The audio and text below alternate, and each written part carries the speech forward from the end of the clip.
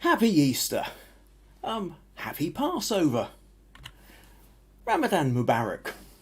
And, welcome to the third anniversary of these podcasts, Understanding Photography with Kim Ayres.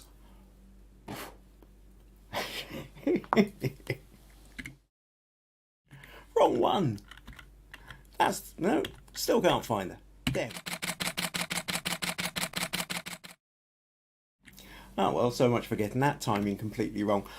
And welcome to Understanding Photography with Kim Ayres, episode 148. So yes, here it is, the third anniversary of the podcast. Who would have believed it? I started these podcasts 3 years ago, obviously, but back in April 2020, shortly after COVID had started. And we were in lockdown, and I thought, I photograph people. I can't get out and photograph people. What am I going to do? Maybe this is a good time to just sit, relax, repair, heal. Take the time out. I lasted less than 2 weeks before I'd actually started these podcasts. Sitting still isn't something I do particularly well. Anyway, so yes, here we are, live on YouTube, if you happen to be watching live, though I don't get the feeling quite so many people are going to be watching live today. I've already had several people send me emails and little messages to apologise for the fact that they are in fact off celebrating Easter and Passover and whatever else. And even those who aren't celebrating the religious holidays are making the most of the fact that it's also a bank holiday weekend, and so off doing other things as well. So it might just be a little quiet and intimate today. So I can see we've got a couple of comments in already. So who's joining our quite intimate little group today? Maggie saying hello from Scotland and happy 3-year podcast. Thank you, my love. Nadia joins us and says hi from Fife. Sandra is saying hello everyone from Birmingham, and Meg is joining us and saying hello too. Excuse me. I'm at the tail end of a cold at the moment as well. The end of last week it was all really pretty awful, must be said. However, it's past the worst of it, but there is still kind of a little bit of lingering, so there might be the odd cough here and there as we go. So what was I saying? Yes, so if you are watching live, leave me a comment, say hello, tell me where you're from. Join in the chat. For those of you who are watching the recording, then make sure you subscribe, actually, if you haven't done that already. Click the like button as well. Likes are always good. YouTube quite likes the algorithms if you click the like. And, of course, tell your friends about it as well. And if you are subscribed, you can click the little notification bell so you know when the next ones are happening as well. They tend to happen every Sunday around 3 p.m, unless there's a good reason not to. Yes, amongst the celebrations as well, a quick shout out to Meg, who has created a lovely little party hat for the mannequin sitting there in the corner as well. So, what I thought we would do today, in way of a little celebration, is I've kind of been going back, looking through the last year's photos that have been submitted. Some of these photos were submitted as part of challenges, but also some were submitted for critique and feedback. And although I'm not going to be showing the ones that are where I made any adjustments, because then it sort of at that point ceases to be the photo of the person who sent it in completely, if they haven't made all the edits themselves.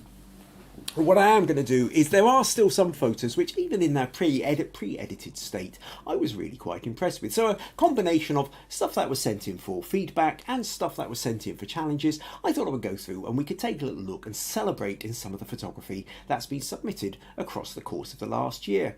Also, I asked a few people to send me, I asked them to let me know how these podcasts have affected your photography over the past couple of years. What have you learned or gained from these podcasts? Now I've had about 5 people actually write me specific emails.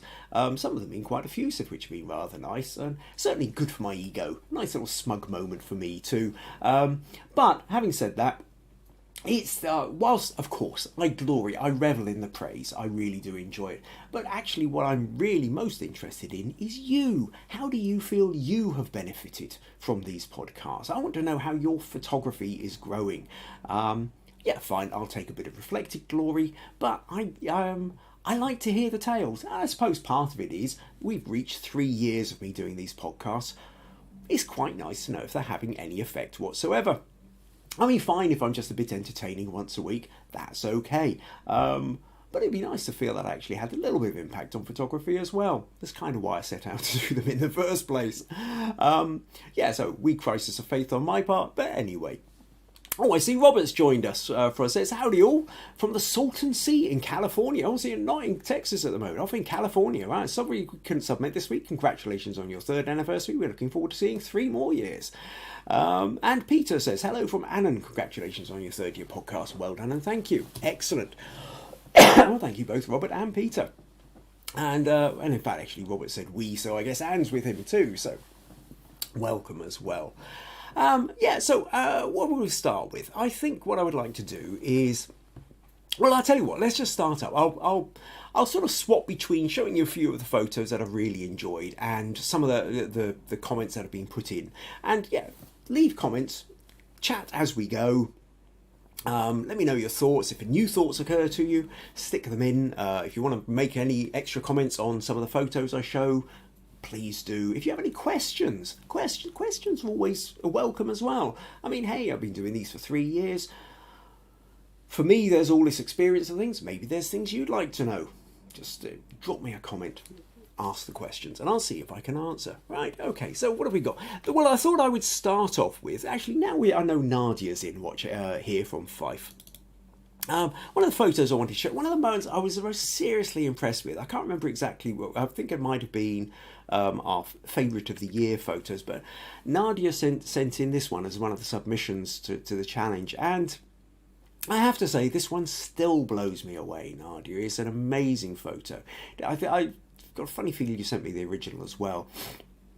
But your editing on this is superb. The whole composition, the way our eye is drawn to this amazing figure. I mean, the thing is, we've all seen rock outcrops which we love, which we think, oh, that's really interesting, and then you can take a photo, and if the lighting isn't right, the conditions aren't right, or you're not sure what to do with the editing, they can seem really flat. But this isn't. This is really full of light and dark. The way it's very subtly vignetted, we've got the darkness, so our eyes are drawn right exactly where we need to, and including even the use of the sort of leading lines of the rocks in front, drawing our eye towards it.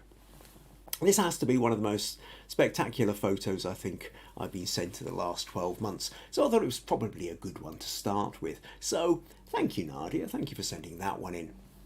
So smug points to you. Yes, of course, it's the anniversary, so let's hand out smug points. Smug points to you there, Nadia. And okay, I'll run on immediately afterwards. I think I also want to show you this one from Graham. I really do like. Graham has got, he doesn't join us quite so often, but he does every now and again. Graham's an old school friend of mine, and he's one of these who's just, he's a good portrait photographer. He's a kind of in situ environmental portrait photographer, and he just does manage to get a nice kind of sense of people and place, and in that kind of edgy documentary kind of way. And again, I think this one was sent in, and we might have done a couple of adjustments to it, but I don't think there's really a lot I really wanted to do with this one. It's an intriguing photo. It's a photo where you feel like you have just sort of turned around, seen the guy lighting his pipe. There's a garage sort of in the background. There's a lovely kind of combination. So thank you too to Graham for so smug points to Graham for that one. So I'll keep dropping back in and check the comments as well. And I can see Robert and Maggie and Peter are all saying great photo to Nadia, and it really is.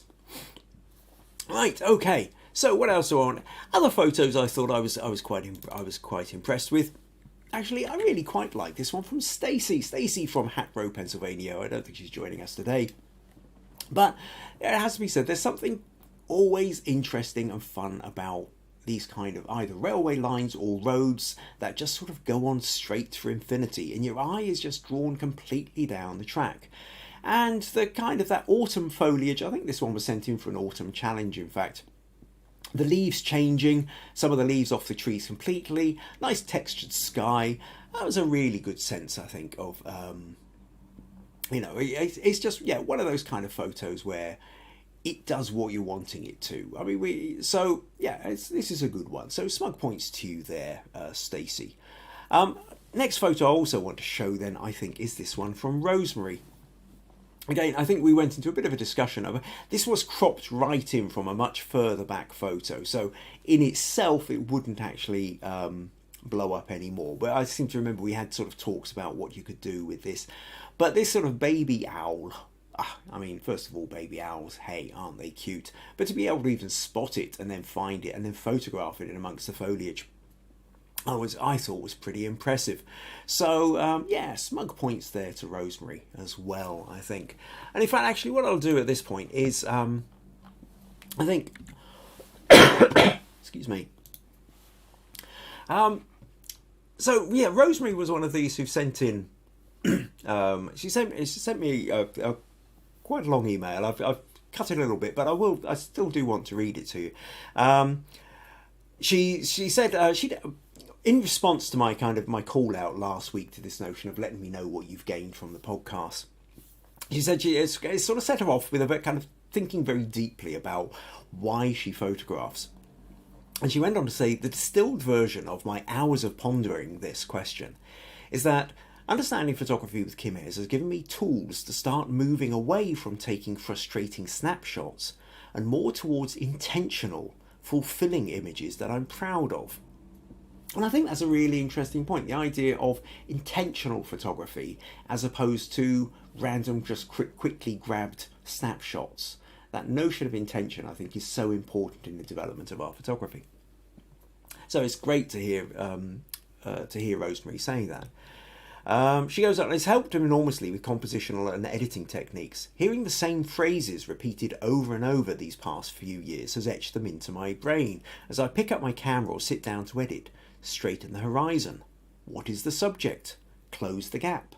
Eliminate distractions. And so many others. It's been a huge leap for me simply to share my images, let alone receive critique, and the group has been instrumental in that growth. And yet, don't forget, there's another bit I was really pleased she mentioned, is that it's not just straightforwardly me, it's the group.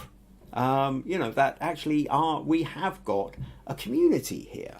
Which is really important. I think each, the likes of, Robert and Sandra and Nadia and Rosemary and what have you, all you who turn up each week or most weeks and leave comments when we're writing and submit things to the Facebook group and to actually take part. I mean, of course, I know there are plenty of people who watch these podcasts who are essentially sort of silent stalkers in some way, or just kind of, not stalkers. There's another word, and it goes straight out of my head. But basically, you watch, you take note, you don't join in directly. And that's okay. Not everybody feels comfortable writing something or making themselves visible. And I fully understand that. I can tell by the statistics that more people are watching than are commenting. And that's okay. But there is, if you ever feel like joining in, then please do, because I think there's a lot of reward. You'll have noticed from the comments that I always read out, is that it's a warm and welcoming community, and I've always tried to encourage that. I think that notion of the support from your peers, from other people who are also going through the learning journey with photography. And it doesn't matter what level you are at. It doesn't matter whether you've just picked up your phone and are experimenting with your camera on it for the first time, or whether you've been doing this for decades and are at a professional level. We are all on a journey with our photography. And I think being able to share that journey in a non-judgmental or even an encouraging environment can be really useful for growing. And I think feeling a part of this community it does help with the photography. And so it was nice to see Rosemary latch onto that. So she goes on, best of all have been your repeated question, what drove you to pick up the camera to capture this scene? The why that motivates. This made me think back to what inspired me as a young child to pick up the camera to capture beautiful memories the way I saw and felt. and to pinpoint why I experienced disappointment through decades of resulting snapshots. So you pick up the camera because you're enthusiastic, and then, yeah, decades of disappointment, of snapshots that don't really do what we wanted them to. After all, the camera sees differently from the mind, unable to identify subject or mood, and includes distracting bits that my memories had graciously excluded. That's it, the camera picks up the bits that our brains have filtered out. Those snapshots just don't do justice to the memory, but I am learning to home in on the subject and avoid distractions, to edit to convey the mood of the situation, to celebrate my work and share it, and to view technical assignments as a way to develop skills that can be applied to my own vision. Where I see most evidence of growth in my photography is when I compare the cluttered, badly lit snapshots I took of my children growing up with the current images of my new granddaughter. I take so much joy in being able to capture her personality in strong pictures I wish I'd known how to take decades ago. And I think that's just lovely, and that really does, that is a point where you can see the difference. When we look back at the photos we took and we go, well, I used to take these photos and they didn't turn out how I wanted them to. I didn't really know why. I didn't know how to correct them. But now, being able to get to a stage of going, actually, I'm recognizing why they're not working, or I'm even beyond that, starting to get ideas of how to get them to work better. And that's part of the wonder of photography, I think, is this our ability to mastery. Mastery is a huge thing. It's not to say that we will ever fully master, but to get better at something, to get a deeper understanding of it, I think is really a powerful part of our growth as human beings.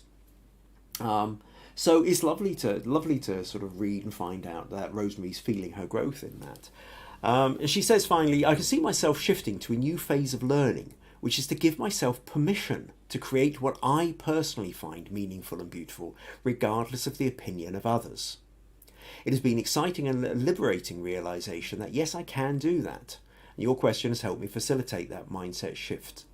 So thank you very much. That's great. I mean, yeah, it's a very difficult one because we take photos and we like the feedback. We like other people to see it and go, wow. But at the same time, we're also doing it for ourselves. And to be able to say, actually, I'm going to take a photograph of this because I want to, not because I feel somebody else is expecting me to, or that there's an obligation to, or that I somehow have to keep up with what everybody else is doing. I think is a very powerful place to get to. So thank you very much for that, Rosemary. I thought that was really interesting. I thought it was worth reading out because I'm sure there are several of you watching this who can identify with different points of that. So smug points to you too there, Rosemary, for both your owl and for that really revealing message you sent me. Right, okay, let's take a little look at a few more photos.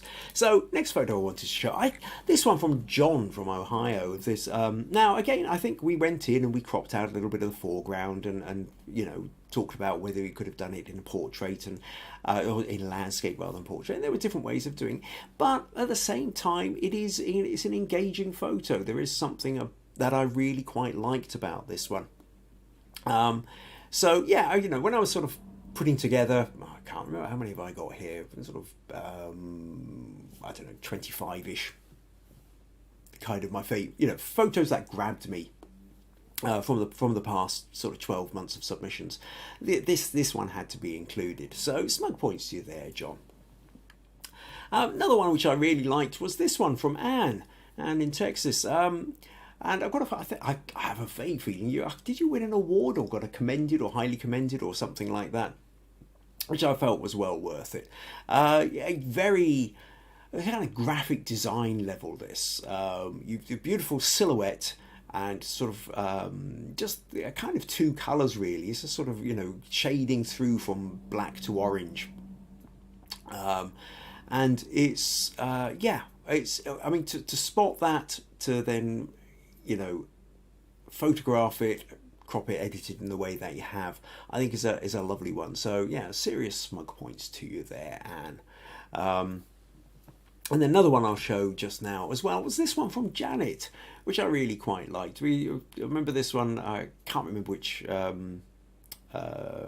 challenge it was sent in for, but it's just got that, you can smell that cool morning fresh air, you know, and the mist on the water. It's just very evocative. The fact that there are footprints there, it's very, I think it would be very tempting to sort of have an empty, either to Photoshop out the footprints or to try and be there before the footprints turn up. But actually the fact that there are footprints there, but you still have the empty bench, kind of has that trace element, you know, that we can see. It implies the people that were there. So as such, it makes the story bigger. There's, you know, one of these things I've talked about on many occasions is that notion of the kind of difference between a kind of slightly more intriguing photo over a snapshot is that the photo goes beyond the boundaries of what you are seeing. So you look at it, and now sometimes it might be because you're wondering what's off to the left or the right or before, or, you know, or just out of sight or behind the camera. And sometimes it's a temporal boundary. What happened just before this photo was taken? What happened just after this photo was taken? And the fact that we can see the footprints makes us understand. Well, let's just zoom that, fill a bit more of your screen with that. The fact that we can see the footprints implies time.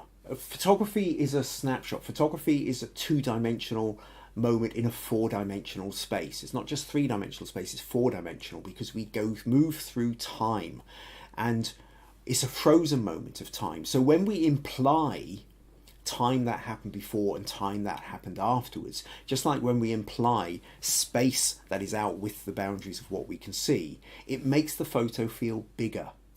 And it's an important part of photography. In a lot of cases, is because the viewer is then projecting something of themselves. They're projecting an imagination or a memory into the photo, and so the photo seems bigger and deeper because of it. So with that in mind, I thought that was a great photo. So smug points to you there as well, Janet.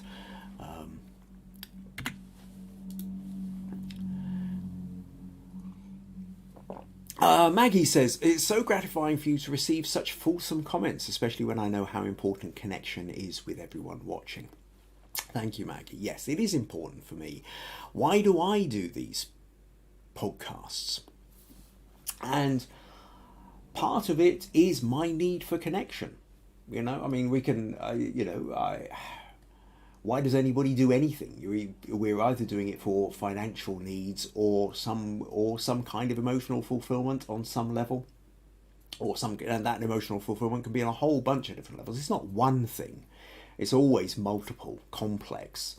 But why do I do portraits? I do portraits rather than landscapes or wildlife because it's people I connect to the most, and it's a need for me.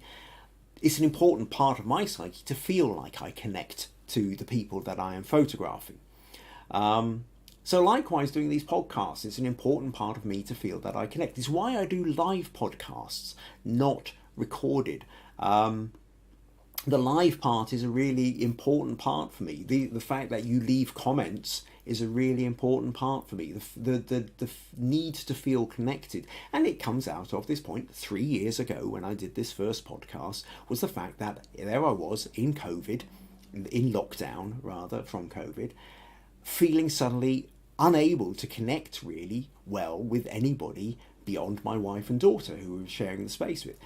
Not that I don't love connecting with my wife and daughter, but I have a need to connect with people in a kind of broader and larger sense and more frequently.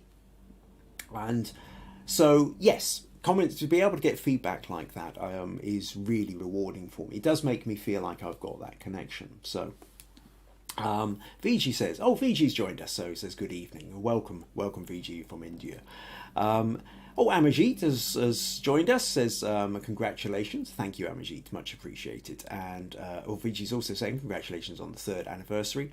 And Nadia says, with regard to that Janet's picture, tranquil scenery makes you want to be sitting at that bench. Yeah, I think it absolutely does. Okay, let's run through a couple more photos. And so another one of my favourites was this one from Roy in Yorkshire. And it's almost got, it does sort of remind me almost like of those kind of prehistoric skeletons that you get in national museums somewhere, where they hang them from the ceiling and they sort of seem huge and large. And this thing is huge and large, rusting. But it's got almost that kind of dinosaur look to it. Nice conversion to black and white as well. There might have been one or two minor things, minor edits and bits and pieces I would have mentioned to Roy at the time. But overall, I think this is a very striking image. Nice conversion to black and white, and but a really good composition. Really good composition. I like the fact that we can tell that we've got this large bit here, and you all kind of coming out forward towards us, through the screen like this, and we've got texture in the sky behind. That's a great shot. So yeah, definitely had to be included in my reflections on the submissions from the past year's podcast. So smug points to you there, Roy.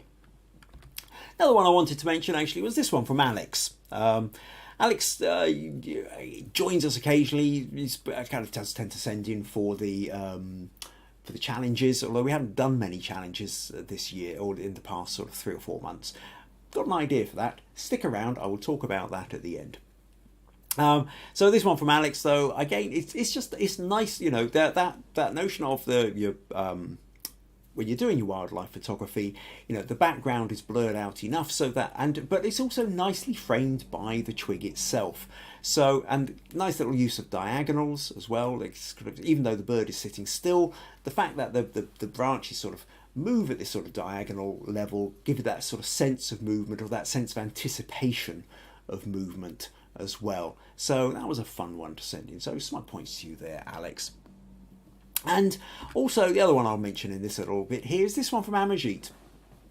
I have to say that this one, I think we played around with a few edit suggestions, but it did strike me, even before I got around to making any adjustments to it, there's such a power in this photo, but then there's a power beyond the first. The first thing you notice is the monkey, and the monkey's sitting there.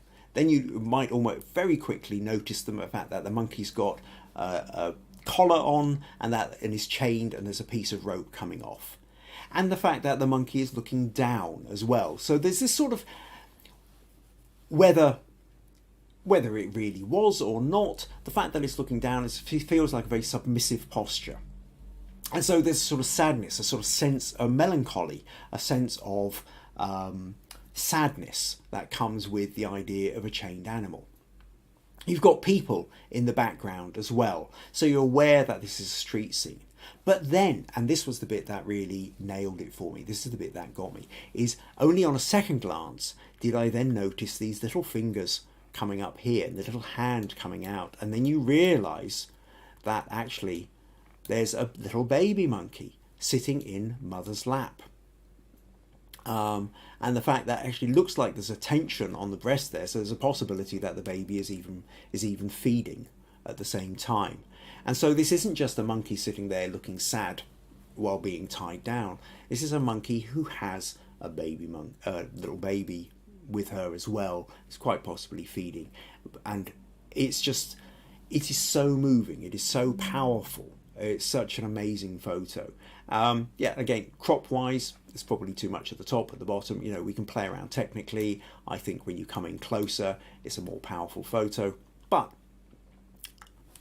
at that point, what we're doing is we're talking about how to technically enhance the photo. The reality is the photo itself, what you've got here is something really quite special. It's a very powerful photo, and certainly had to be included in my favourites of the submissions from the past year. So smug points to you there, Amarjeet.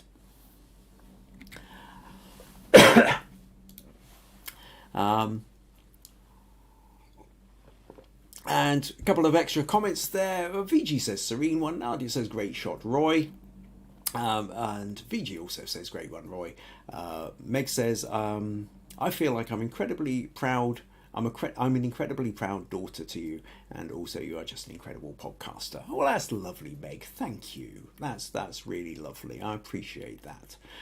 Meg, it has to be said, I think is one of my biggest fans of the podcast. Absolutely tunes in every week and does join in some of the challenges occasionally too.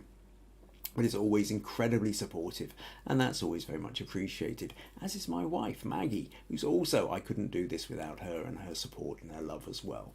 So thank you both to my wife and my daughter for these. Oh, and Peter says, well said, Meg. Yep.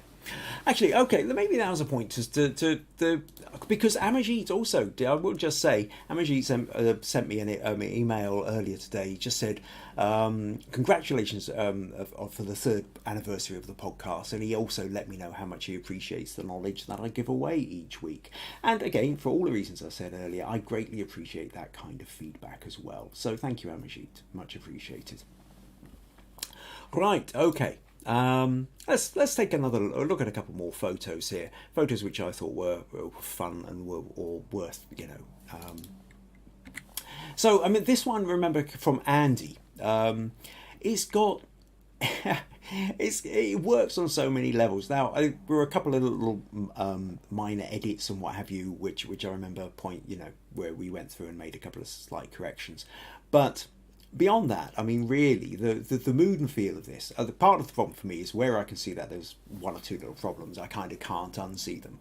But unless you know what you're looking for, you're not really going to see them. And I don't really want you looking for the mistakes on this, because what I want you to do is just enjoy this photo. I think there's a fun part of this photo, which is just that you're following this line. You've got this queue of people to go up the stairs, and then it's not just a case of that there's somebody. These feet sticking out the water there as the person's dived in, and it doesn't look like a graceful dive. It is so human, it is so real, it is so us.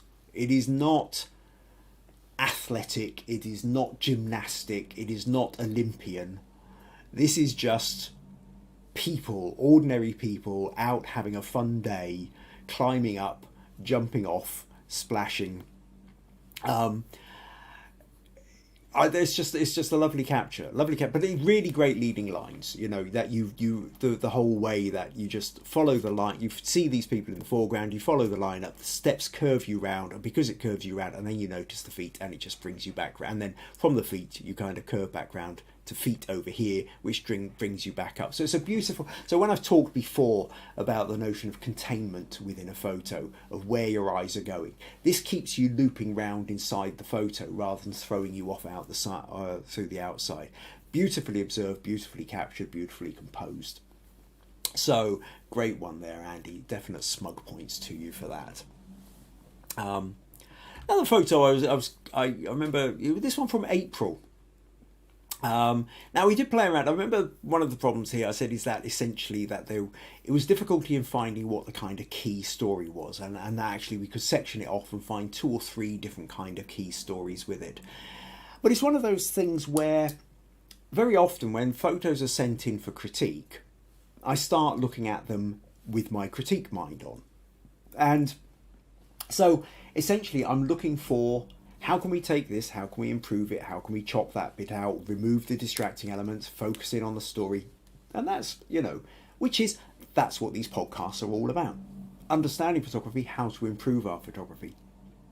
But sometimes you can just look at a photo, and if I'm not in critique mode, and this is what caught me about this one from April, was actually, it's just a really nice, it's just that, it's that evening bit again. Just like we talked about, you could smell the morning of Janet's pontoon, the little jetty out into the water there. You can smell the evening here. You can smell the dusk. That you can, there's a nice sense of that light, that softness of light, the cows, the meadow, the trees, the crops in the background. I just enjoy. There's something relaxing about it. Yes, give me a few minutes and I will start kind of going in and saying, well, maybe you could just crop this bit in and do the rest of it. But before I get to that point, there's something about the idea of just, it takes me to the place. And I think that's an important bit, really. That's kind of what I wanted to say about this, is I can feel like I am standing there myself. Even though I've not been to this part of whatever, you know, I mean, it's not a British landscape, the way the crops are, the way that, you know, just even, it doesn't matter the fact that you've got cows, grass and what have you. These crops over here would just never sit like that in a British landscape. There's enough there to know that it isn't Britain, but there's enough there for me to know what, you know, the evening smells like in that kind of rural landscape. It's close enough. You know, we're not tropical, we're not desert, we're not Arctic tundra, and this one just sort of took me immediately, as I say, to a sense of place. So smug points to there, April, for that one. And then the next one that I wanted to show you, or two I will show you, which really put a smile on my face when I was going back looking through them. It was this one from Ben. And I can't remember exactly whether it was a self-portrait challenge or of some kind. And Ben, our kind of expert engineer photographer, where he did two versions of himself. And the one on the left, well, the interesting bit with this is the comparison with the one on the right. He's put the two heads together like that, you know, what the one looking at the other, and his head looks so strange from the other because he's upside down. And what was rather wonderful was he sent us how he took the photo, and you can see here he is planking, so that the camera is able to, so he's literally upside down. So, and of course what that does to the gravity of the face. We're so used to seeing faces where the gravity is pulling downwards, you know. So when you turn your head upside down, suddenly gravity is pulling all your skin and your blood vessels and everything else the other way around. And consequently, the whole shape of our face ends up very different. Also lit fractionally different as well. Sort of. So yeah, it just really made me smile. First of all, I saw this photo and I thought, what on earth is going on? But when he showed me this, I just put such a smile on my face. And so I love Ben's creativity. And so yeah, it's huge smug points to you there, Ben. It was definitely fun going back through and stumbling across that one again. More comments here. Maggie says, what a wonderfully timed shot. And I think there'll be Andy's one with the jumping off diving off the diving board. Viji says, wow. Anne says, beautiful sky. I think that'll be the one on April. Sandra says, really interesting way to take a self-portrait. And Peter also says, well thought out and fun photo. So let's go for a couple more photos then, and then I'll read you another comment. So this was another one I came across. Bennitito's not been back with us for a little while now, but for a while, Bennett, he was sending in various photos, and this one was a self-portrait, which I thought was incredibly well done. So he's got a second camera which is sitting back, which is taking the photo. He's got, one camera here, but the camera that's actually taking the photo, I seem to remember, he's actually operating remotely with his phone. So he's able to stand there, get things lined up. He can see in his phone what the camera is seeing, and then get the composition. And then you've got this beautiful sunset, beautiful backlight, very nicely composed photo. So a nice kind of combination of landscape and portraiture and technicality, which I thought was a fun one. So Bennitito, if you ever come back to the podcast, so you happen to click in on this one, then smug points to you. Another photo is this one from Karen, which is just, it's great. I mean, it's that same kind, you're capturing the heron, and the heron as it's coming into land, and it's just beautiful lines. It's beautiful. I think part of what grabs me about this is the fact that I don't have any photos remotely like this. Not being a wildlife photographer means that any wildlife photography I happen to have is very chance taken, and as chance taken, I'm not likely to be standing by the river in anticipation of a heron coming into land. So something like this takes a bit more time. You don't get a shot like this purely by accident. You get a shot like this because you've sort of stopped and thought about it, or you've hung around for a while, or you've anticipated, or you've done this quite a lot of times and on many occasions gone away empty-handed, but you stuck with it, and sooner or later chance happens to favour you.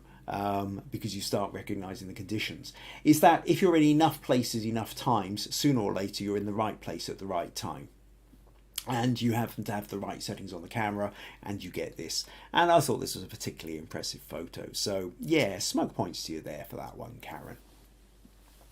Another photo I wanted to sort of just draw attention to was this one from Michele, which I thought was fun. I think this was back with the Halloween challenge. I have a vague feeling this is Michele's daughter. And I think it was the fun side of it. When I was just looking at that shower curtain, when I look back at it, when I sort of came across this, and I've got no idea how difficult it was to clean that shower curtain afterwards, but all those bloodied handprints, I just thought was brilliant. I think it's when I see, a bit like Ben's photo or whatever, is that when people have clearly gone to a lot of work to get the photo set up, I can't help but notice it, and so it puts a smile on my face, this one. So smug points to you there, Michele, for that one. So thank you for sending that in.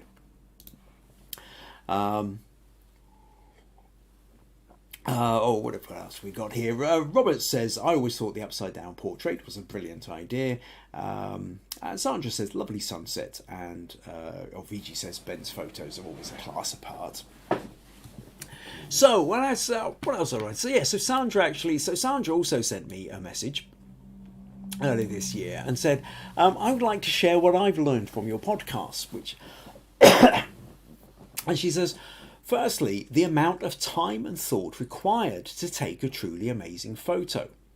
When you describe the preparation/research you do to get anywhere near to taking a photo, for example, I'm thinking here about the Dutch Masters still life you did, and also the amount of time you might spend getting your photos to look just right using Photoshop. And here again, I'm thinking about the 7 deadly sins of chocolate and the girl's makeup that you changed after you took the photo. Look at where, and that's one where I remember the makeup on Wrath, her eyes, wasn't quite right. So I then went in, it's had to go off and watch YouTube videos on how to make the kind of correction to get the sort of the effect that I wanted. She's referring to that. And I'm quite impressed you remember that one as well. That was quite a while ago I did that podcast. So the lesson I learned is that you can't take a good photo just by pointing and shooting unless you're very lucky with the lighting and natural composition of what you're taking. And I think that's really, that's the point. And I think Sandra's latched onto something here, which is very often when we start out taking photos, we see other people taking photos and we know they stood there and they've gone click. And we think, well, I could do that. I'll just stand there and go click. And then somehow our photo isn't quite as good as their photo. And we think, oh, well, it's obviously they've got a better camera. Or they've just been luckier. And sometimes they do have a better camera. And sometimes they have been luckier. But the people who consistently get good photos, it's not really about the camera. And luck is only a small part of it, because yeah, fine. Any camera, any person, take enough photos and sooner or later you get lucky. But the luck element means you only get the one photo. You don't get more than one photo unless you're extremely lucky. If you want to consistently take photos, you've got to go beyond luck. And going beyond luck is about preparation. It's about training. It's about practice. It's about learning. And then learning these things and applying them again and again and again. And the more we do it, the better we get. And I think this is really the important part of this. That actually, if you want to consistently get good photos, it's not, and then it's not just taking the photos, it's how we talked so much over the last 3 years of how you edit them, how you can, recrop them to make sure you get the composition by tilting them or cropping them in or making sure that the lines are going where they should. Quite apart from when you're taking the photo, understanding where the light is coming from or how you might compose it in camera or look out for leading lines or any of these kind of things. So yeah, these things are all what contribute. That it's not just a case of randomly turning up and going click, which is what people who don't do photography much tend to think is all you do, and so don't necessarily give you the respect you feel you deserve for the amount of effort you went in to try and get that photograph. But here among your peers, you'll get that respect because we do know what you're going through to get that photo. Sandra also goes, I've also found your critiquing of the group's photos that you can learn a lot from the alterations and suggestions made to other people's photos as well as your own. Yeah, and I mean that's the absolute key part of that is the fact that the reason it's wonderful that each of you who sends in your photos for me to critique isn't just about you. It's wonderful, and I'm delighted to be able to critique and give feedback on your photo for you to help your growth. But we also know that we all learn from everybody else's photos as well. Every photo you personally send in isn't just about helping you, it's about helping everybody else. So I never want you to feel like, oh well, I'm being a bit selfish on this, or or I should give somebody else a turn, it's not fair if I keep sending mine in, or maybe it's not right for me to send, or maybe even my photo isn't good enough to send in. I know that one or two of you out there, we've had this conversation where you felt like you can't send in a photo that's got, it's kind of got to be good enough to send in before you send it. I think it's a bit like the people who have a cleaner come round once a week and they feel they've got to clean the house before the cleaner arrives because they. But the point is that if I'm helping you with your photo, at the same time I'm helping everybody else who's watching, because we all learn from it. Because there's always something in somebody else's photo where you go, oh, that applies to a problem I was having with a different photo. It's the great thing about feedback. And if we go back to that bit of one of the things that I get out of doing for these podcasts as well, is that I've learned a huge amount over the last 3 years in photography. Because I've had to take the time to help you understand, any of you, to help understand where you've gone wrong with your photo. I've had to really challenge my own assumptions and start to think about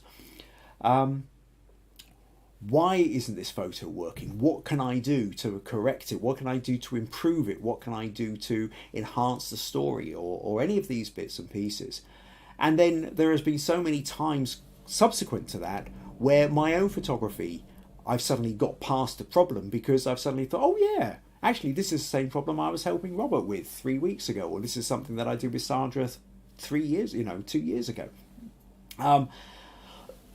There are, I'm learning all the time as well. So every time you send your photo in for critique, it's not just about helping you, it's about helping everybody else, and it helps me. So anyway, oh yeah, thank you for that, Sandra. Thank you for giving me that feedback and letting me know that. It's hugely appreciated. So extra smug points to you for that. What else have we got? Maggie says, it's so lovely to see the dramatic creativity. Viji says, the texture on the wings of the heron in action, the lines wild and riveting. Robert says, I want to thank you, Kim, for all your help and guidance. My photography skills have been drastically improved in a short period of time. The proof is that I'm doing extraordinarily well in the Dallas Camera Club. Well, thank you, Robert. I appreciate that. And I'm delighted that there have been these photos more recently which you've shown me where they have been doing well in the Camera Club competition. Yes, I'll take the praise and say I'm glad what I've said has worked for you, but also give you credit where it's due. You've taken this on board. You keep coming back, and it's one of those things where you, Robert, are one of the people who probably put pictures in more than anybody else, but then you constantly learn from it. Your pictures then help me, come up with ideas. Everybody else is learning. But you can see the proof if you like, that this can work. It's the proof to other people who watch these podcasts that this can work. If you take on board, and you do take on board, what we talk about, and then you apply it to your photos. And because you do that, your photos get better, your editing's got better. The improvements over the last sort of 2.5, nearly 3 years, I think it would be about 3 or 4 months into the podcast when you joined us, has been quite dramatic. And it's just a delight to see, it really is. Yeah, thank you for the comments. VG's smiling at the Halloween challenge, and and Robert says thanks again for all your help. Right, okay. Let's take a look at a few more photos here. This one from Nadia I always quite enjoyed. There's that just sort of low down, well, I think it was probably the autumn challenge or mushroom challenge. I can't remember whether I did a fungi challenge or maybe it was just an autumn one. But I remember and that kind, there's a lovely bit of light, lovely bokeh, lovely shallow depth of field, and just this single mushroom. And I like the fact that it's a broken mushroom as well. Whether it's something's had a nibble out of it or it's just fallen off, I don't know. But the fact that we can then see the texture inside the gills, but also that idea. Sometimes I think there's the pursuit of perfection to the point whereby people will only photograph a mushroom if it is absolutely perfect. And I think the less than perfect, if you like, is actually far more interesting. We want the texture. It's like I say with faces. I always prefer a face which is, the older face is always infinitely more interesting to photograph than the younger face. You want the landscape and the texture and that sense of the life lived. Just as I see it in faces, so I see it in things like this as well. So that was it. So, extra smug points to you there for that one, Nadia. Another photo I wanted to mention was this one. So this one, you might remember Peter, KPK, who very kindly, back in the autumn, we did a architectural photography challenge. And Peter is an amazing architectural and street photographer. But a lot of architecture really is his thing. And he very kindly sent me a good dozen photos of his architectural photography, but also talked about tips and tricks and all the rest of it. And we did that episode where I showed his photos, went through the tips and tricks, and then set an architectural challenge. And the following week we all kind of submitted our photos for that. That was a great fun thing to do. But this particular photo was just an example of one of those that I loved. It is so graphic design. I mean, it could almost be drawn. Now, he's obviously done a lot of detail in the cleaning up of it as well. I mean, this is another one whereby you do architectural photography, but then there are ways of editing it to make sure that you're creating a particular effect. And you've got this sort of smoothness of this glass fronted, all these windows, but these little open windows here, without that little open photo, this side here would be as smooth as that side, which would be interesting, but a little bit dull. It's almost a bit like when I've talked before, well, it's kind of that asymmetrical symmetry. There's a symmetry between this side of it and, the bit on the side and the bit on the bottom as such, except for the fact that it's not. These open windows break that idea of identical symmetry. And that's what makes it that bit more interesting. But it's a lovely piece, and if Peter's watching at all, thank you once again for all your help with the architectural photography information. And like I say, this is particularly one of my favourites. And what else? Oh, yeah, okay, let's move on. I also want to show this one from Robert. Now, we chopped and changed and we edited it, and there was a sense of this woman being a bit stretched out. We talked about wide angle and how you could kind of squash down the outer parts of it, and we played a little bit around with colour shifts and all the rest of it. But that was really to enhance what you had. But the basic photo, I thought was a really good one. I like this. There's something really grabbing about this incredible ceiling and these arches. And the way it all just draws you in, you kind of, this wide angle, especially the way that ceiling goes and draws you in, it's almost vertigo. You almost kind of fall into it through the ceiling, even as though it's upside down.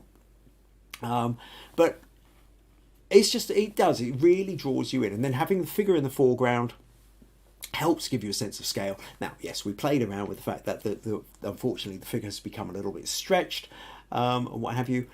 But we played with the edits and enhanced it. But like I say, before we get to the edits even, I think it's such a really strong one. We were able to create a much more powerful photo out of it because the raw material was a good starting point, and this was your good starting point. So yeah, it's so when looking back through this past year's photos, I definitely wanted to include this one, and for that matter as well, this one from Robert as well, which I really liked. We'd earlier on done a different version of this one, a slightly different angle, but then there was a point where you sent in this one, and I just there's something really lovely about this. The whole combination of, well, on multiple levels. If you've got, it's brilliant. This old faded American flag on this old paint peeled red barn with this wonderful old vehicle parked in it and a wonderful old motorbike off to one side of it over here, and then even a piece of rusty farm machinery just over on the left here. Now this in itself is an interesting combination, but then having the farmhouse itself over there off to one side creates a secondary level to this photo. So you've got your key part, which is the barn, but here we have the supporting role that is not just a barn on its own, but actually that house doesn't look as run down, doesn't look as rusty, doesn't look as decayed as this part of it. So you've got that kind of forgotten the word, you know what I mean. Anyway, that sort of difference that's going on, that sort of helps offset. Also glorious colours, the sun hitting, we're at autumn, we're in fall, so you wouldn't necessarily know it from the rest of it until you hit that tree. That tree kind of tells you exactly what time of year you're in. The long shadow, it's evening, the soft golden light, and even the fact that the light is starting on the barn here is just starting to show, just lighten up the tip of the top of the flag there as well. This would also be, I would imagine this would be an interesting photo to take 30 minutes later, when probably the sun has just set and it's now starting to get deeper blue in the sky, and then that light above the flag would actually start to show it up a little bit more, but there would still be enough light in the sky to catch a couple of other bits and pieces. And then if you happen to have a light on the inside of the barn that was just catching the truck, I think you'd have an amazing photo as well. That'd be another kind. But this in itself I thought was a great one. So thank you very much for sending that one in, Robert. Oh, yeah, that's what I meant to do here. What else have we got here? Right, Sandra says, lovely close-up of the mushroom. Peter says, nice macro, Nadia. Nadia saying thank you. And it says, Robert always says this podcast has helped him tremendously. Oh, that's great to know. And she also loves the clean lines of the architectural photo, as does Sandra. And Nadia says she loves Peter's photo as well. And Robert says, Anne and I were lucky to drive by this shot at the golden hour. Yeah, the place with the barn. Yeah, an amazing shot. So I think what I will also do here then is I'll pause here to read another one. What do we have? We have Sandra, Amarjeet, Rosemary and April. Now I know April's away with Easter celebrations at the moment, but she did say, she sent me a message a couple of days ago saying thank you for inviting me to your podcast in the first place. Yeah, and that is a point. Actually, there is a bit that April, like Robert and Anne, came to me via PhotoCrowd. One of the things I was doing with PhotoCrowd was when people would like or comment on my photos, I'd often send them a little message saying, well, thank you for liking my photo. I don't know whether you'd happen to be interested. If you are, I do these podcasts. And there's a few of you now who come to these podcasts who came to me via PhotoCrowd. And April was one of them. Unfortunately, somebody complained that I was spamming, even though I didn't blanket message. I only contacted people who'd already essentially made contact with me. Somebody reported me for spamming them. PhotoCrowd said, if you don't stop doing this, we'll have to ban you. So I had to stop inviting people. And it's a bit of a shame because I get kind of stuck here, because quite often there are new people all the time on PhotoCrowd who are getting in contact saying, oh, love your photo, or like the competition you were running, or, or even the, congratulations on a top 10 in my competition, or, and there's bits and pieces. And I want to be able to say, hey, I also do this podcast, come across and take a look. But I can't, I'm not allowed to. Unsolicited is what they call it. So, however, until that happened, I did get a few along, and the fact is, April's thanking me for inviting her to join the podcast in the first place. So that's always nice. She says, I love that I met everyone and we get to appreciate each other's work and learn from each other. And again, I think it's that recognition that you're not necessarily doing this on your own, or it's not just necessarily a one-way thing. You sitting at home sending me the picture, I review it on the podcast, and you take away what it is this also this sort of sideways bit, is this community bit, is this fact that there are other people doing this with you, and there are people who could join in the chat with you, and people who will leave you comments, or if you join in the Facebook group, you can put a picture in and other people will click like or comment on it with you as well. So yeah, I think it's an important part of that. So April, anyway, she went on to say, what I'm learning is what professional photographers look for and what kind of photos the everyday person likes. I have learned that an expert might appreciate my photo and an everyday person does not, or just the reverse. And I find this interesting. Sometimes it's both parties, but not necessarily.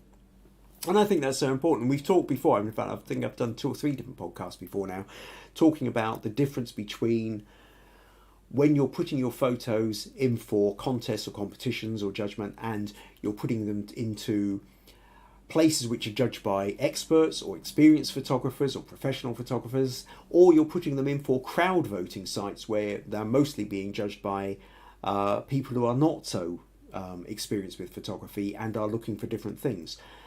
And so the same photo in front of one set of people can score very highly and then score very low in front of a different group of people. And understanding that, actually, there's a thing about getting your photo to be as good as it can be, but then there's also the thing about understanding what audience you're going to place it in front of if you want to have any level of success. And I think not a lot of us realise this initially when we start doing our photography. We put our photos out and we can put it in front of the wrong audience and just get very poor feedback and end up thinking it was a bad photo when perhaps it wasn't. Or the opposite, where we put our photo in front of the wrong audience and we get a good reaction. So we stick out a photo which really isn't very... I saw one earlier today up on Facebook, and I would never mention names, but I saw a photo earlier and my heart sunk. My heart sunk at what I thought was a really poor photo, poorly taken photo. And it's got all these likes and comments saying, hey, great photo, from people who are not photographers, who are being very, very supportive of their friend. And it's delightful they're being supportive of their friend, except for the fact that the person who took the photo has been developing a slightly overinflated sense of the quality of their photography. Now, of course, I can't say anything. I've not been asked to say anything. It would be the height of rudeness. It would be the height of bad manners. It would be just wrong for me to step in and say, well, I know you think this is a good photo, but you ought to. I mean, really, what kind of jerk does something like that? I'm not going to. But it's that problem of the fact that we don't always get the feedback that we need to grow our photography, because our friends are telling us they're great photos, but our friends are not photographers. So understanding that the audience is just as an important part of your photography as the photo itself. Right. April went on to say, sometimes, where I was, your podcast has also helped me through the boredom of COVID and has made me become a lunatic photographer. That's lovely. It has become a passion. And I really do appreciate our regulars every week, as well as you and your family, Kim. So there you go. Meg and Maggie, you're also getting the appreciation here as well. So thank you very much for that, April. Smug points all around. Did I give you smug points earlier, Robert? You certainly should have had them if I didn't. So, other photos I wanted to show you was this one from Rosemary. Now, again, I remember we tilted it. We did, to give it more of an angle. We did other things. But what I liked about this was the sheer inventiveness of it. She got these little kind of fairy lights and what have you, and slotted them through to sit inside the violin so that there was light glowing out of it. And as I say, during the course of the critique and feedback, we talked about other ways you could do this, benefits, composition, editing techniques and all the rest of it. But the simple fact was I thought the idea was a brilliant one. And again, it's a good starting point. And so when I was looking back through the photos of which ones I wanted to pull out for today's podcast, this was one of those that I felt had to take apart. I had to be a part of it. The other thing I liked about Rosemary as well was when we were doing a bit about your kind of favourite homemade techniques for doing light modifiers. We got this one. So she was showing this picture of the baby shoes which she took. But the key thing here was she showed the setup. So she created these, she got these boxes and she put tissue paper over the boxes and then put the boxes either side so that as the flash went through the tissue paper on one box, that was creating like a softbox, diffusing the light, softening the light. But on the other side, it's then the same tissue paper is acting as a reflector and bouncing some of the light back. So when you get them together, you actually end up with this really nice little kind of light tent as such, to be able to do, perfect for doing sort of small item product photography kind of thing. So I thought that was really creative and inventive, and it was a lovely thing. So I wanted to show that one. And then to follow on from that one as well, another one of my absolute favourite of all these kind of invented techniques was this one from Russ, where what Russ was using was a Pringles tube with cutting out a piece at the bottom, shoving a flash through it, and then with the light bouncing through, because the Pringles tube tends to have a kind of slightly silver foil inside, but then it's not just that, it's also the plastic lid as well, being sort of it's translucent, but it's not completely. He also said you could put a bit of tissue paper or even coloured tissue paper if you really wanted to play around with it. Allowed the light to come through and act. So what this meant was when he's got his macro lens on, it meant that he could get in really close and get the light on it. Because if you think about the fact, imagine you've got a little item here, but you've got the flash on top of the camera. Trying to angle the flash down so that you can light it up is really difficult. You might, and if you're not in a situation, if you're out and about and you don't have a situation, you don't necessarily have a hand free. And in his case, so for example, the best example was this, like where he's taken a photo of a bee. Now, you try doing this if there's not enough natural light, because you're wanting to do, say, a high shutter speed, but without having to go to a really high ISO. So you want to keep a lower ISO, a high shutter speed, a wide aperture, or even if you're using it, actually, in fact, a narrower aperture on your macro lens, because macro lenses already have a kind of very narrow depth of field. So you're trying to increase your depth of field. You're maybe just not getting enough light in. So you're never going to be able to necessarily hold a camera or flash, and certainly if you're trying to capture an insect, a bee that's buzzing around, by the time you've lined anything up, it's long gone. So I just thought, in terms of homemade kit, how brilliant is this? I mean, in terms of the best piece of homemade kit I've seen all year, if not this decade. So extra smug points to you there, Russ, for that. I felt I had to include this one. And then, yeah, great shot of a bee as an example as well. Oh,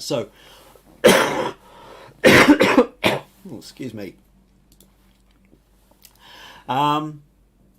What else have we got here? Anne says, Facebook friends like photos because they like the person taking the photo, which is awesome, but not a learning experience. I think you're absolutely right there, Anne. Facebook is about the social aspect of it. It's about being there for your friends, giving giving support, sharing funny stories and captions and pictures of kitten view photos, maybe even pictures of your lunch if you're being social on that level.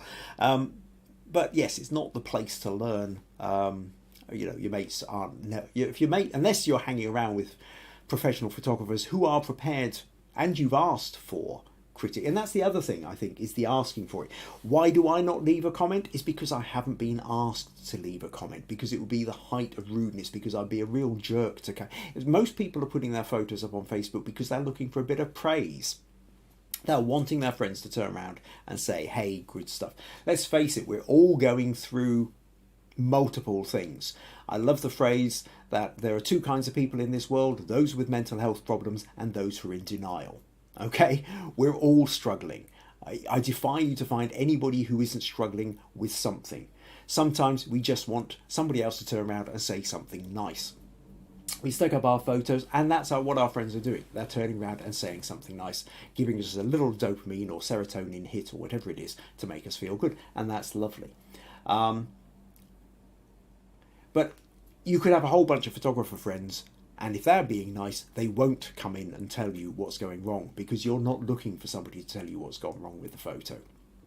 So, yeah, it's a really important thing that you only ever give advice if it is asked for. And that's what this is the whole point of Understanding Photography with Kim Ayres. This is the place you come and ask for advice. Okay. What else have we got? Yeah, Sandra says Russ's lighting setup was really inventive. I absolutely agree with you there. Robert says, stunning photo, ingenious idea. I will be eating Pringles today. Yes, what an excuse. Yes, I'm on my 4th packet. Oh yes, I remember. Wasn't I going to do something with the package? Yes. Oh dear, this cold. I'm definitely past the worst of it. But this cough is lingering a little bit. Okay, let's run through a couple more, and we'll do a couple more. Then I'll read you another thing before we end up, and I'll tell you what we're going to do next week or the week after, because I've got a couple of ideas. So stick around. Ending up in a slightly longer podcast. I hope you're okay with that. If you have to run away. Come back, watch the end afterwards on catch up. The next one I wanted to mention, again, we've done a couple of little minor edits, but I really did like this one. Came in from Ruth. I think she was in Italy somewhere, and it's a really lovely interior shot. I mean, it's a lovely interior. That notion of the bath that just sort of sits in the room, the natural light coming through the window from behind. It's just one of those. Yeah, it's the kind of photo you see in the glossy magazine, and you just kind of imagine yourself going off, either your own bathroom might be like that, or you're going to stay in some swanky place on holiday which has a bathroom like that. And it's now, like I say, in the editing, we tidied it up, we did a few other bits and pieces, but you can see here, even before we got to that editing stage, there's enough about this photo for us to go, well, I really like about it. And what's really working particularly well here is it's the notion of the symmetry, or the just slightly off symmetry, the fact that you have the toilet and bidet on the left, you have the cabinet and the towels on the right. But you also, there's that depth, that sense of movement, and the backlight which really helps it. It's these elements all really work well together. So smug points to you there, Ruth, for that. Another photo, Viji. Yeah, because Viji sent this. Now, this is one of those which, again, on a technical level, and we talked about it back at the time, it's very, very noisy, because trying to take photo in low light, we were going by candlelight or by little oil lamp light. There's not enough light there to really to get it in. And so it is noisy, and it's there's problems, and it's not fully in focus either all the way through where you want it. However, the reason I chose this one is because does still grab you. It grabs me. I like the content is right. Here is a photo, one of these set up for. You'll have to forgive me, Viji, for not remembering the festival. But one of the Hindu festivals where Viji has created the beautiful flowers that are surrounding. She's made this as well. This is set up, something she's done, and then the stands and the candles and the light and the composition of it, and it is ritual and ceremony and light, and there's something of that captured. Again, it is one of these which takes me there. I can feel myself standing in front of it. I can feel that we know what it would feel like to stand there, to walk into this space and to see this there, or to be sitting there contemplating this in front of us. It's one of those photos which really just takes us into that place. And that's what I love about this one. And yes, technically we can play around with all the technicals, and in an ideal world with a better setup with camera and all the rest of it, there's other ways of getting a better quality version of this photo. But that's not to take away from the fact that the photo works, the content of it does work. And I specifically wanted to draw attention to that. Another one of Viji's ones which I really liked was this one. And again, we played around with it, twiddling at the edges. But by and large, I thought it was a fun photo. And I think it was a sort of photo of staff where she works.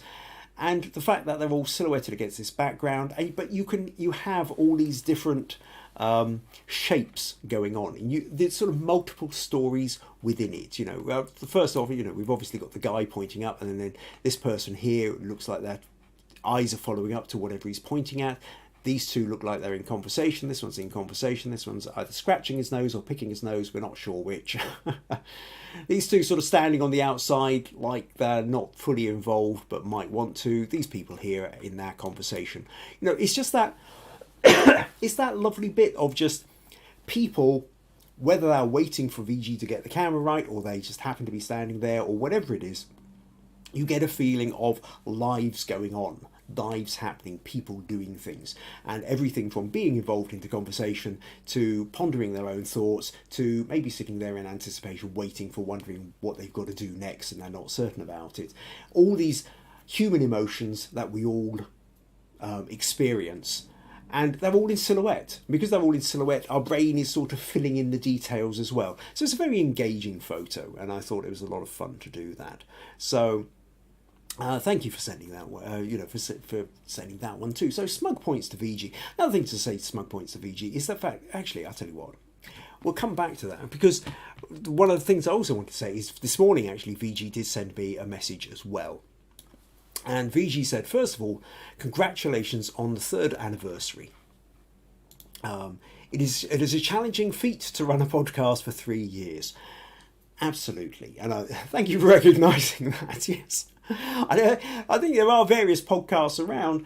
How many have been running for 3 years or beyond might not be quite so many. I don't know. I've never gone out and looked. She says, only a few professional photographers actually critique photos and guide the budding ones with insights and tips to take photography. And there's a truth in that. And this is one of those things. This is why I do this, is because I know how difficult it is to actually get the proper guidance and feedback that you want. There are people out there who will help, not as many as there should be. There's an awful lot of photographers who are so insecure in their photography that they are terrified of telling anybody else what they've done in case the person coming up gets better than them. It's a very mistaken framework of thought, in my opinion, but it exists.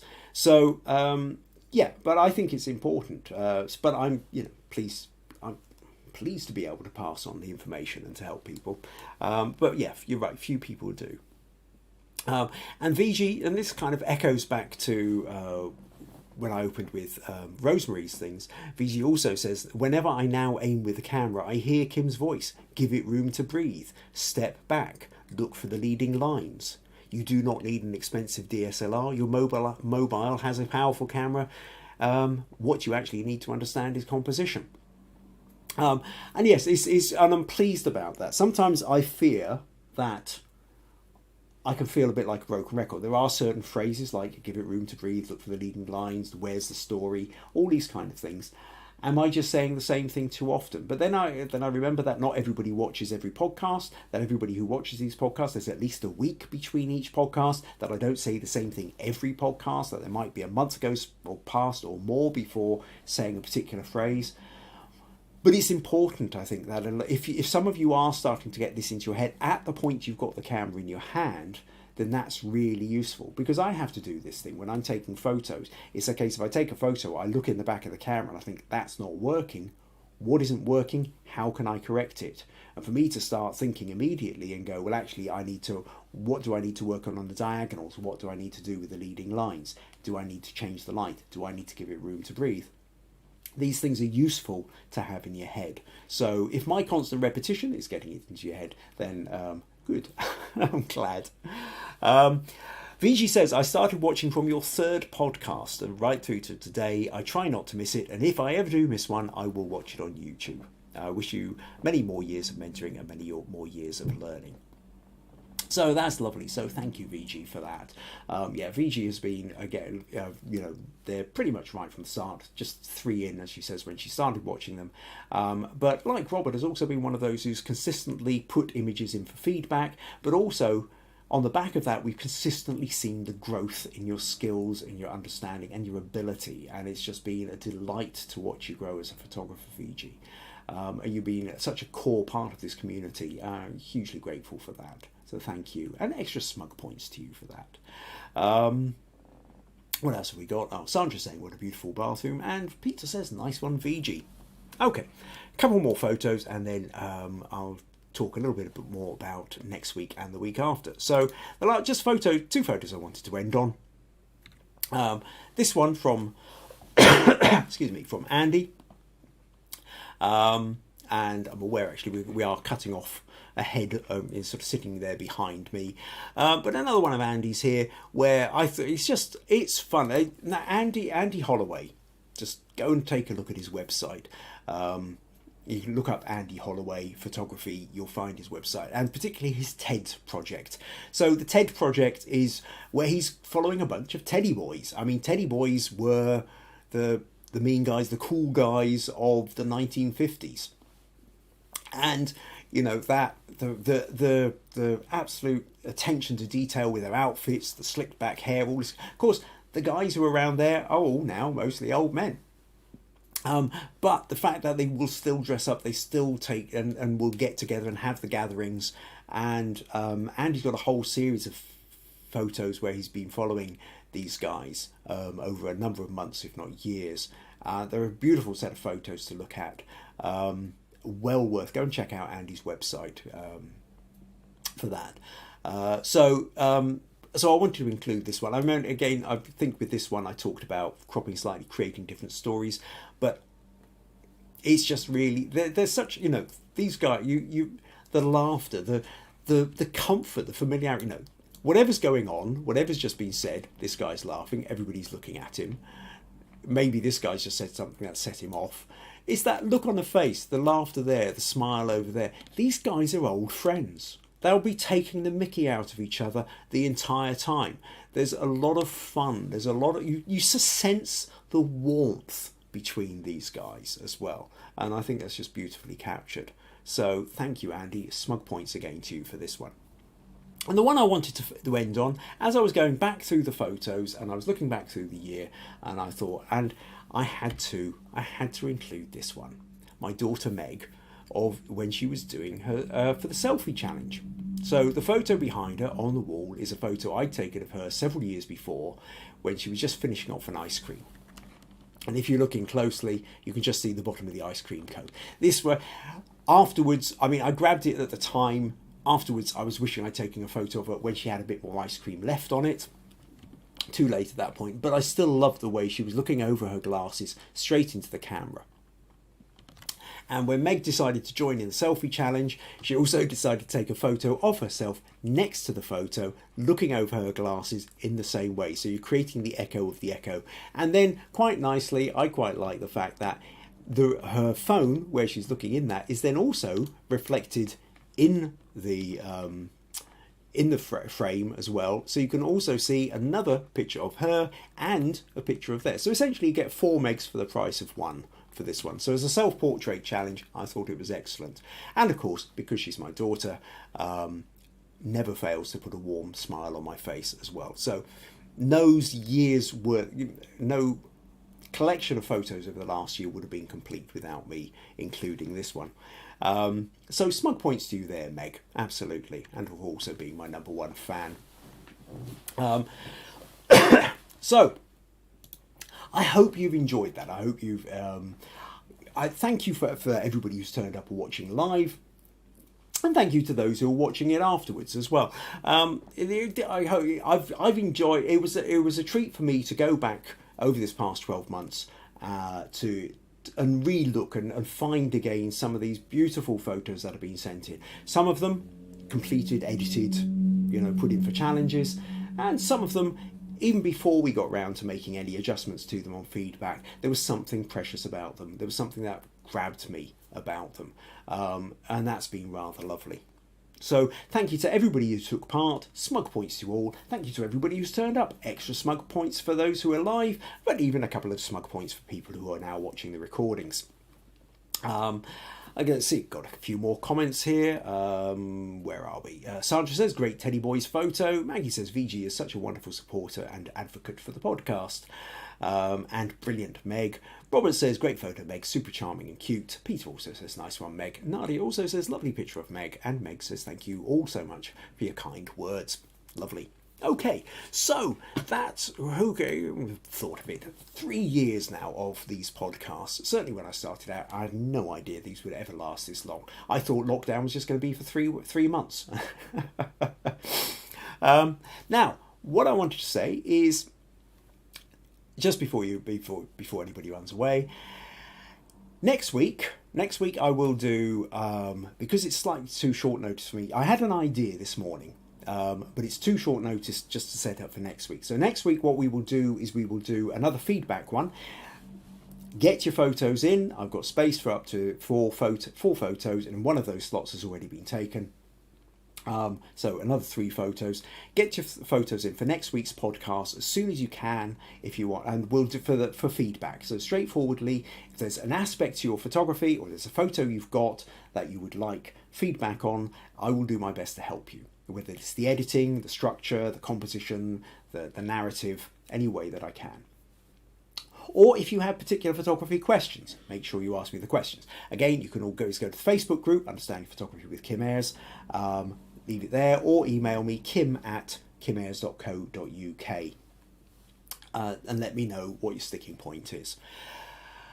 What I'm going to give you a heads up now for is that in 2 weeks' time, I'm going to set a challenge. I suddenly realised that since the beginning of the year, we haven't had a challenge.